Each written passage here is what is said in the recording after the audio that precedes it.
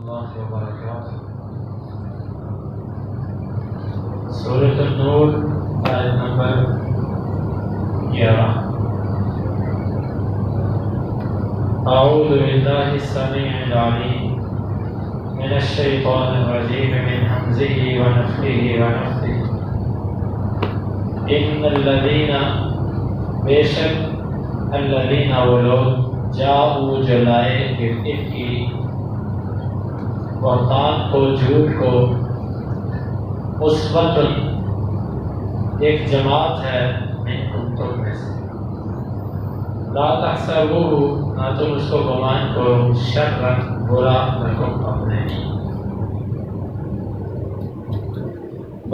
بلکہ ہوا وہ خیر بہتر ہے لکم تمہارے لیے، لکل ہر ایک امرئ آدمی کے لیے، منہم ان میں سے، ما اتنا گناہ ہے، اکتسب جو اس نے کمایا، من الاثم گناہ میں سے، والذی اور وہ جو، تولا جو سرپرست بنا، کبرہ اس معاملے کے بڑے کا، منہم ان میں سے، لہو اس کے لیے عذاب ہے عظیم بہت بڑا۔ ان الذین جاؤوا بالافک عصبۃ منکم، بے شک وہ لوگ جو جھوٹ لائے ہیں، ایک بڑی جماعت ہے، وہ ایک جماعت ہے وہ تم میں سے، لا تحسبوہ شرا لکم، اس کے تم اپنے لیے برا نہ سمجھو، بل هو خیر لکم، بلکہ وہ تمہارے لیے بہتر ہے، لکل امرئ منہم ما اکتسب من الاثم، ان میں سے ہر آدمی کے لیے وہ ہے جو اس نے گناہ میں سے کمایا، والذی تولی کبرہ منہم لہ عذاب عظیم، اور وہ جو اس معاملے کا بڑا بنا ہے ان میں سے، اس کے لیے بہت بڑا عذاب ہے۔ یہاں سے ایک 5واں واقعہ شروع کیا جا رہا ہے، سورۃ نور کے اندر بیان ہونے والا 5واں واقعہ۔ اس واقعے کو شروع کرنے سے پہلے ایک دو باتیں کل کے درس کے حوالے سے، کہ جب کسی عورت کا معاملہ لعان سے ختم ہو جائے تو لعان جو ہے، لعان ایک تو یہ مرد کی طرف سے ہوگا، یعنی مرد جب عورت کو کسی غیر مرد کے ساتھ دیکھے تو لعان ہوگا، پہلی بات۔ دوسری بات یہ ہے کہ جب لعان ہو جائے تو پھر اس کی عدت کا معاملہ جو ہے نا وہ نہیں ہوتا۔ اس کی وجہ یہ ہے کہ طلاق کی عدت ہوتی ہے 3 حیض، اور اس کو طلاق تو ہوئی نہیں، اس لیے ہم اس کی عدت طلاق والی نہیں کہیں، اور اس کو خامد بھی اس کا فوت نہیں ہوا، کیونکہ خامد کے فوت ہونے کی عدت ہوتی ہے 4 ماہ 10 دن، اور اس کا خامد بھی فوت نہیں ہوا، اور اس کو طلاق بھی نہیں ہوئی، اور تیسری عدت ہوتی ہے خلا کی عدت۔ خلا کہ عورت جب اپنے خامد سے خلا لیتی ہے تو اس کی عدت ہوتی ہے 1 حیض، تو یہ خلا بھی نہیں ہے، اس کی عدت یہ نہیں ہوگی، البتہ استبراء رحم ہوگا۔ استبراء رحم یہ ہوتا ہے کہ دیکھنا کہ رحم خالی ہے کہ اس میں کچھ ہے، اگر رحم میں کچھ ہے تو ظاہر بات ہے جب تک وہ رحم خالی نہیں ہوتا آگے اس کا نکاح نہیں ہو سکتا، اور جب اس کا رحم خالی ہو تو جیسے ہی اس کو ماہواری آئے گی اس کے بعد یہ کسی سے بھی نکاح کر سکتی ہے آگے۔ اور دوسری بات اس کے حوالے سے، تیسری بات، اس طرح پہلی طلاق کے بعد مرد عورت کو گھر اور کھانا پینا دونوں دینے کا پابند ہوتا ہے، دوسری طلاق کے بعد بھی نفقہ اور سکنا یعنی کھانا پینا اور رہائش دینے کا پابند ہوتا ہے، تیسری طلاق کے بعد نہ وہ رہائش دیتا ہے اور نہ وہ کھانا پینا دیتا ہے۔ اسی طرح یہ جو لعان کا معاملہ ہوگا، اس میں جب لعان ہوگا تو اس میں کسی قسم کا مرد کے ذمہ خرچہ نہیں ہے، نہ وہ اس کو رہائش دے گا اور نہ وہ اس کو کھانا پینا دے گا، بس یہ جائے جہاں مرضی جائے اور خود اپنے رہائش اور اپنا کھانا پینا تلاش کرے۔ یہ کل کے سبق کے حوالے سے کچھ ہے۔ آج کا 5واں مسئلہ سورۃ نور کے اندر وہ ہے واقعہ کی۔ اس سورت کو آیت کو پڑھنے سے پہلے ہم واقعہ کی کچھ اس کو آج پڑھتے ہیں، باقی جو چیزیں رہ جائیں گی وہ کل انشاءاللہ عزیز۔ واقعہ یہ ہے کہ رسول اللہ صلی اللہ علیہ وآلہ وسلم کی عادت مبارک تھی، جب آپ کسی سفر میں نکلتے تو سب بیویوں کا نام ایک پرچی پہ لکھ کے نا، مختلف پرچیوں پہ لکھ کے قرہ ڈالتے تھے، جس کا نام نکلتا سفر میں اس کو اپنے ساتھ لے کے جاتے۔ اس سفر میں عائشہ رضی اللہ عنہ کا نام نکلا، آپ چل پڑے، سفر سے واپسی پر ایک جگہ پر پڑاؤ ڈالا، تو جب وقت ختم ہوا آپ نے اعلان کیا کہ چلو اس سفر کے لیے تیار ہو جائے۔ عائشہ رضی اللہ عنہ کہتے ہیں کہ اسی اثنا میں مجھے قضائے حاجت ہوئی اور میں اس کے لیے دور چلی گئی۔ جب میں دور چلی گئی تو میں حاجت کر کے آئی تو میں نے اچانک اپنے سینے پر ہاتھ لگایا، تو وہ جو ہار تھا نا میرے پاس ازفار موتیوں کا، جو میں وہ میرے گلے میں نہیں تھا۔ میں اس ہار کو تلاش کرنے کے لیے واپس چلی گئی کہ جہاں میں قضائے حاجت کرنے گئی تھی وہیں کہیں گرا ہوگا۔ میں تلاش کرتی رہی، ہار تو مجھے مل گیا، لیکن جب میں واپس آئی تو وہاں پر نہ کوئی آواز سننے والا تھا اور نہ کوئی جواب دینے والا، یعنی کہ دنیا وہاں سے جا چکی تھی۔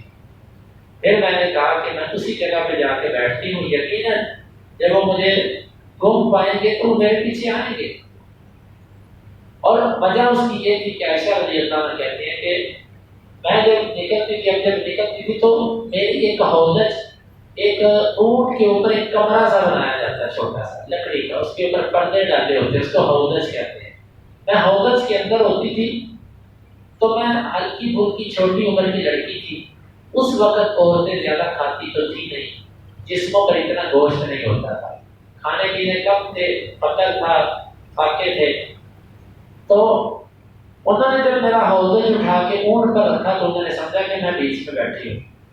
کون سا بھی ایک بندہ ہودج اٹھاتا ہے جو اس کو محسوس ہوتے، 4 بندے، 3 بندے، 2 بندے تو اٹھاتے ہوں گے۔ تو وہ میں ہلکی عمر کی تھی، انہوں نے سمجھا کہ اسی میں ہے، انہوں نے ہودج اونٹ پر رکھ دیا۔ خیر وہ چل پڑے، وہ کہتے ہیں کہ میں انتظار میں بیٹھی تو بیٹھے بیٹھے مجھے نیند آ گئی۔ اتنا میں رسول اللہ صلی اللہ علیہ وسلم کی جو عادت مبارک تھی کہ قافلے کے پیچھے ایک بندہ چھوڑتے تھے، جس کا کام ہوتا تھا کہ وہ پیچھے پیچھے سے آئے، جو کسی کی چیز رہ جائے اس کو اٹھا لائے۔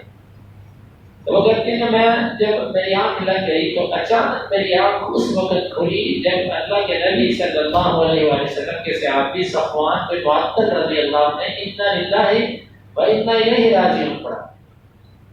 ان کا یہ کلمہ سن کے میری آنکھ کھلی، جیسے میری آنکھ کھلی تو انہوں نے مجھے پڑھنے کا حکم نازل ہونے سے پہلے کا دیکھا ہوا ہے۔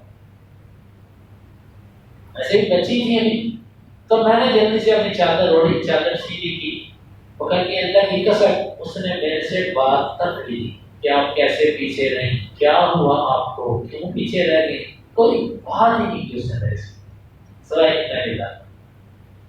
اور اس نے اتنے میں اونٹ کوئی مہار پکڑ کے ایسے اس کو نیچے بٹھایا کہ میں اس پر سوار ہو جاؤں، میں سوار ہوئی، اور اس نے کوئی بات نہیں کی پورے راستے۔ ہم چل پڑے، چلتے چلتے جو اگلی منزل تھی دوپہر کا وقت تھا کہ رسول اللہ صلی اللہ علیہ وآلہ وسلم سخت دوپہر کے وقت میں ایک جگہ پر پڑاؤ ڈالے آرام کر رہے تھے۔ تو اسی دوران آرام کر رہے تھے تو ہم دوپہر کے عین وقت میں پہنچے۔ بس جن کے مقدر میں بدبختی تھی انہوں نے میرے بارے میں باتیں کرنا شروع کر دی، یعنی کہ عبداللہ بن ابی منافق نے کہا کہ دیکھا جو انداز ہوگا اس مریض کا آپ کے پیچھے رہ گئی تھی، اب اس کے ساتھ اکیلی آئی۔ انہوں نے بکواسات کرنا شروع کر دیا، نتیجتاً بات پھیل گئی، منافقین نے خوب پراپگنڈا کی، حتیٰ کہ کچھ 4 کے قریب سیدھے سادے مسلمان بھی اس پراپگنڈے کا شکار ہو گئے۔ 3-4 مسلمان اس پراپگنڈے میں پھنسے، انہوں نے بھی ان کی سنی سنی بات آگے کر دی۔ عائشہ رضی اللہ عنہ کہتی ہیں کہ سفر سے واپس آئے، سفر کی تھکاوٹ، بس میں بیمار ہو گئی، کہتی ہے 1 مہینہ تقریباً پر بیمار رہی، لیکن اس بیماری میں مجھے کچھ پتہ نہیں کہ مدینے میں کیا باتیں ہوں گی۔ اور تعجب یہ ہے کہ رسول اللہ صلی اللہ علیہ وسلم کی شفقت میرے ساتھ وہ پہلے والی نہیں تھی، لیکن میں نے اس کی کوئی پرواہ نہیں کی، کیونکہ مجھے ذہن میں کچھ نہیں تھا۔ ایک ہلکی سی بات آتی تھی کہ آپ میرے ساتھ پہلے جیسی شفقت نہیں، محبت نہیں کر رہے، لیکن میں اس کی اتنی پرواہ نہیں کرتی تھی۔ اگر کہ میری بیماری کچھ کم ہوئی تو میں قضائے حاجت کرنے کے لیے مناسب مقام کی طرف نکلی۔ یہ جگہ بھی کھلی جگہ، جس طرح پرانے دیہاتوں میں لوگ پیلیوں کی طرف جاتے قضائے حاجت کرنے۔ کہتے ہیں کہ ہم بھی پرانے عربوں کی طرح اپنے گھروں میں باتھ روم نہیں بنایا کرتے تھے، کیونکہ گھر کے کنارے پر لیٹرین جب بناتے تھے تو اس کی بدبو ہمیں تکلیف دیتی تھی، تو ہم بھی پرانے عربوں کی طرح باہر قضائے حاجت کرنے جایا کرتے تھے۔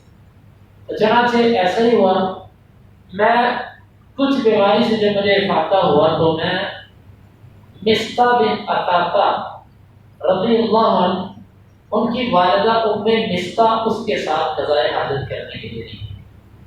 وہ کہتے ہیں کہ میں قضائے حاجت کر کے واپس آ رہی تھی تو ان کی پاؤں کپڑے کے اندر ان کے پاؤں اڑا، وہ گری تو وہ کہنے لگی کہ مصطح برباد ہو جائے، ہلاک ہو جائے۔ میں نے کہا یہ آپ کیا کہہ رہی ہو؟ وہ بدری صحابی ہے، نبی صلی اللہ علیہ وسلم کا ساتھی ہے، اور آپ اس کو بددعائیں دے رہی ہو۔ ایک روایت میں تو یہ واقعہ 3 دفعہ ہے، اور 3 دفعہ اس نے ٹھوکر کھائی اور 3 دفعہ بددعا دی۔ تیسری دفعہ میں نے غصے سے کہا کہ آپ اللہ کے نبی کے بدری صحابی کو بددعا دے رہی ہو؟ وہ کہنے لگی کیا بولی لڑکی تجھے نہیں پتا؟ میں نے کہا نہیں۔ اس نے مجھے ساری بات سنا کہ لوگ تو ایسے ایسے تیرے بارے میں باتیں کر۔ وہ کہتے ہیں کہ بس یہ بات سننی تھی، میری بیماری بڑھ گئی، میرے اوپر بیماری غالب آ گئی۔ پھر میں گھر آئی، آتے ہی بس میں دیکھ گئی۔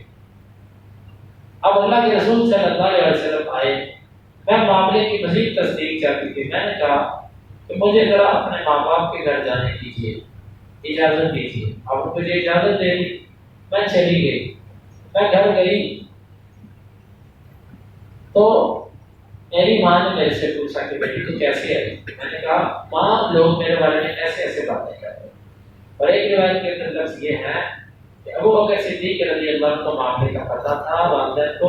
ابو بکر اوپر قرآن پڑھ رہے تھے، تو جب میں گھر گئی ماں سے بات کی ام رومان رضی اللہ عنہ سے، تو میں رو پڑی۔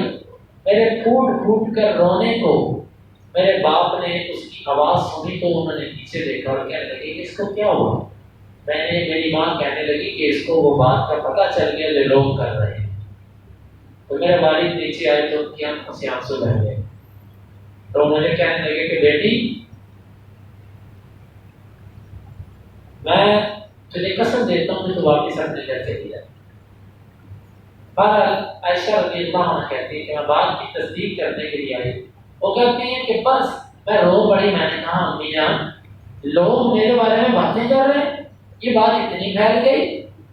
میری ماں مجھے کہہ رہی ہے کہ بیٹا اپنے اوپر اس معاملے کو اتنا سوار نہ کر، اس معاملے کو ہلکا کر اپنے اوپر، کیونکہ یہ تو پرانا طریقہ ہے کہ جب کسی کوئی عورت خوبصورت ہوتی ہے اور وہ کسی کی بیوی ہو اور وہ اس کے ہاں محبوب بھی ہو، اور اس بندے کی اور اس عورت کی کئی سوکھنے ہوں، تو وہ سوکھنے جو ہوتی ہیں اس کے خلاف کوئی نہ کوئی چال تو چلتی ہیں، تو تم کیوں پریشان ہوتی ہے؟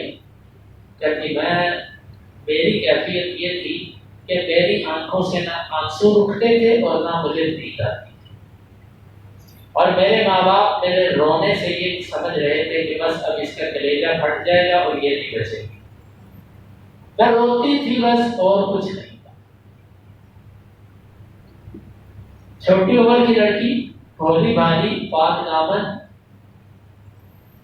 اس پر اتنا بڑا الزام، میرے سے تو یہ برداشت نہ ہوتا۔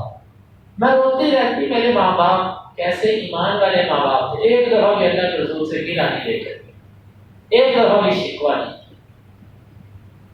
یہ ہوتا ہے ایمان۔ اور ایک دفعہ بھی اللہ کے رسول کے بارے میں دل میں کچھ نہیں لائے کہ ہماری بیٹی کے بارے میں یہ سوچتے ہیں اللہ کے رسول۔ کہتی ہے کہ 1 مہینہ گزر گیا، معاملہ جوں کا توں ہے، معاملہ حیران کن ہوتا جا رہا ہے کہ اللہ رب العالمین کی طرف سے وحی کیا ہے۔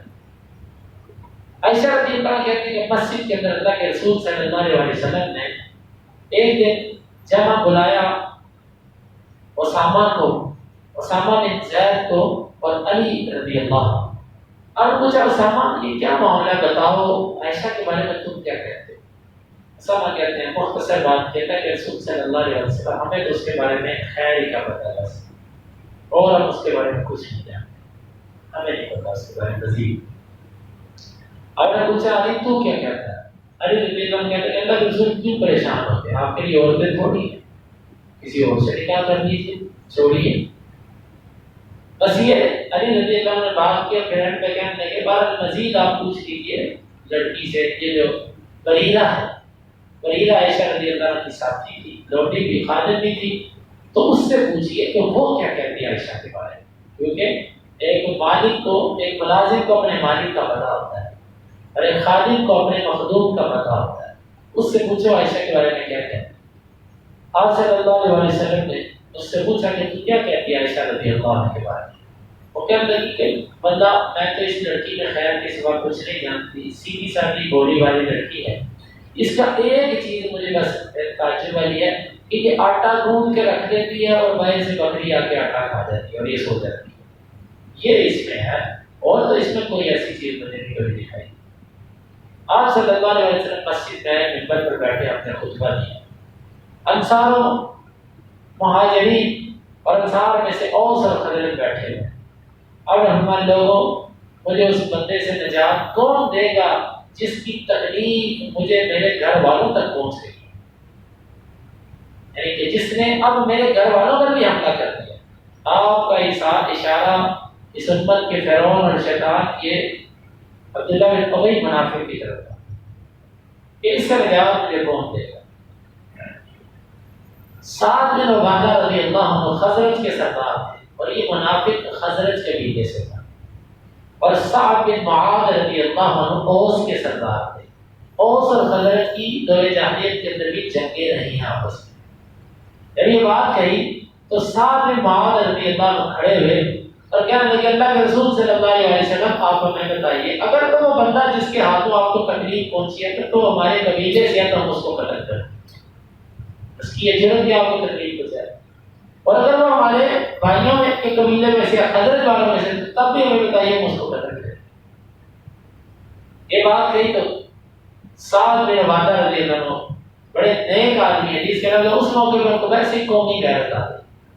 اچھا تو یہ کہتا کہ ہمارے قبیلے کے بندے کو تو قتل کرے گا؟ انہوں نے کہا تو نہ تو اس کو قتل کرے گا نہ تو کر سکتا ہے۔ یہ بات جب گئی تو یہ بھی سردار اور وہ بھی سردار قبیلے کا، ادھر سے اوس کے سردار قبیلے سعد بن معاذ کے چچا زاد بھائی اسید بن حضیر رضی اللہ عنہ کھڑے ہوئے اور کہنے لگے اللہ کی قسم ہم اس کو قتل کریں گے اور تم منافق ہے، تم منافقوں کی طرف سے جھگڑ رہا، ہم قتل کر کے دکھائیں گے تجھے۔ یہ بات ہوئی تو دونوں قبیلوں میں بس احرام مچ گیا، اب بھاگے دونوں قریب تھا کہ اپنے اسلحے لا کر انہوں نے لڑے اور ایک دوسرے کا نقصان کرے۔ آپ صلی اللہ علیہ وسلم بڑی مشکل سے معاملے کو روکا، دبایا، بس یہ وقت اس وقت بچ گیا، اللہ کو منظور ایسے تھا، معاملہ رفع دفع ہو گیا، آپ نے چھوڑ دیا، آپ نے انتقام نہیں کیا، آپ نے چھوڑ دیا معاملے کو، کیونکہ آپ دیکھتے تھے لیڈروں کو ہمیشہ بڑی قربانیاں دینا پڑتی ہیں، قائدین کو لوگوں کو متحد رکھنے کے لیے قربانیاں دیں، اگر وہ ذاتی انتقام پہ اتر آئے نا تو پھر قیادت نہیں ہوتی، قیادتیں ہوتی ہیں اپنی قربانیاں دینے سے۔ تو آپ صلی اللہ علیہ وسلم نے قربانی دی، آپ نے چھوڑ دیا اس معاملے۔ عائشہ رضی اللہ عنہ کہتی ہیں اس واقعے کے بعد آپ گھر پہ تشریف لائے ہمارے پاس، آپ کے آنے سے پہلے ایک انصاری عورت نے گھر آنے کی اجازت مانگی میرے سے، میں نے اس کو اجازت دے دی، وہ بھی آ کے میرے ساتھ رونے لگ پڑی کہ کیا معاملہ ہو گیا، عائشہ پر تہمت، وہ بھی میرے ساتھ روتی رہی۔ اتنے میں رسول اللہ صلی اللہ علیہ وسلم کرتے تشریف، میری امی ابو بھی ہے اور میں بھی ہوں، اللہ کے رسول صلی اللہ علیہ وسلم کرتے تشریف لے آئے۔ اب بیٹھ گئے چارپائی پر، آپ نے بات شروع کی، آپ نے کہا عائشہ دیکھ اگر تو پاک ہے تو رب العالمین تیری پاکی بیان کر دے، تجھے بری کر دے، اور اگر تیرے سے کوئی غلطی ہوئی ہے تو اللہ سے معافی مانگ، کیونکہ بندہ جب غلطی کرتا ہے اور اللہ سے معافی مانگتا ہے تو اللہ تعالیٰ اس کو معاف کر دیتے ہیں، تو اللہ سے معافی مانگتے ہیں۔ عائشہ رضی اللہ کہتے ہیں بات سن کے میں تو مزید میری کیفیت عجیب تھی، میں نے اپنی ماں سے ابو سے کہا کہ مجھے جواب دو اللہ کے رسول کو، جواب دو اللہ کے رسول کو میری طرف سے۔ ابو بکر صدیق رضی اللہ عنہ کہتے ہیں بیٹی میں اللہ کے رسول کو میں کیا جواب دوں؟ آپ اندازہ کیجیے یہ بات ہے اور یہ ایمان ہے۔ ایمان کا ایمان جب دل میں آتا ہے تو ادب اتنا غالب آ جاتا ہے کہ بیٹیوں کے معاملات بھی ایمان سے چھوٹے لگتے ہیں۔ بیٹی بھی ماں ہے مومنین کی، تو کہنے کہ بیٹی میں تو اللہ کے رسول کو جواب نہیں دے سکتا، میں نہیں اللہ کے رسول کیا کہ بات کر سکتا۔ میں نے کہا امی جان آپ جواب دو۔ میری ماں نے کہا بیٹا میں اللہ کے رسول کو میں کیا جواب دوں؟ میں نہیں دے سکتی اللہ کے رسول کو جواب، تو بات کر دو۔ عائشہ رضی اللہ عنہ کہتی ہیں کہ اس وقت میرے اندر ایک حوصلہ پیدا ہو گیا، میرے آنسو رک گئے۔ میں نے کہا میرا معاملہ اس ٹائم وہی ہے جو ابو یوسف کا ہے، یعقوب علیہ السلام کا نام بھی غم کی وجہ سے بھول گئے۔ اور دوسری روایت میں وہ کہتے ہیں ابھی چھوٹی عمر کی لڑکی تھی، ابھی زیادہ قرآن میں نے یاد نہیں کیا تھا، تو مجھے یعقوب علیہ السلام کا نام ذہن میں نہیں تھا، میں ابو یوسف کہنے تھے کہ میرا معاملہ تو ابو یوسف والا ہے کہ اس نے کہا تھا کہ واللہ المستعان علی ما تصفون، میں اللہ سے مدد بیان مانگتا ہوں جو تم کہتے ہو۔ یہ بہتان جو تم لائے ہو یوسف کے بارے میں، اس کا میرے پاس اور کوئی جواب نہیں سوائے اس کے کہ میں اللہ سے مدد مانگتا ہوں۔ تو میں تمہاری ساری باتوں پر سن کے یہی کہتی ہوں کہ میں اللہ سے مدد مانگتی ہوں باتوں میں۔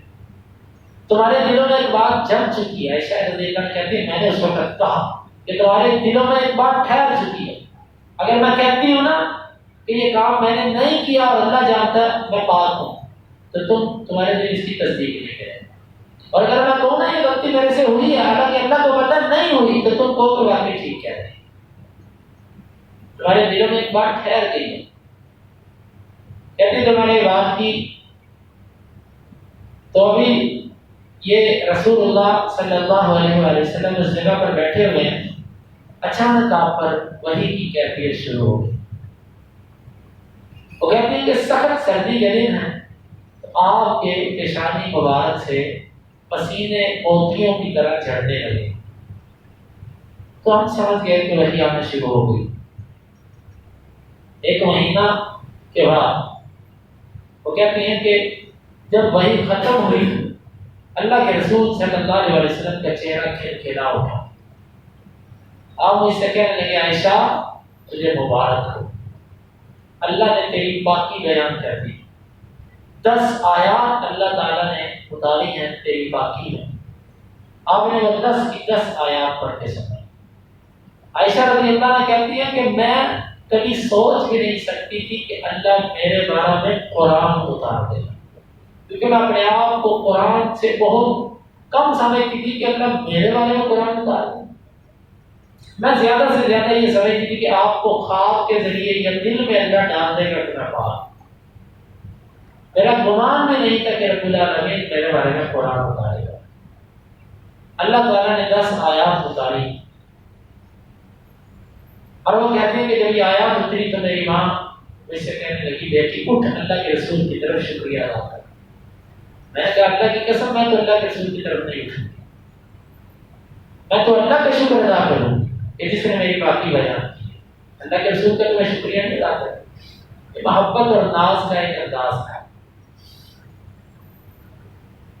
عائشہ رضی اللہ عنہا کہتی ہیں کہ اس کے بعد جب یہ آیات اتری تو رسول اللہ صلی اللہ علیہ وسلم کھلکھلاتے ہوئے چہرے سے آئے، اور آپ نے پھر یہ آیات مومنین کے اندر پڑھ کے سنائی۔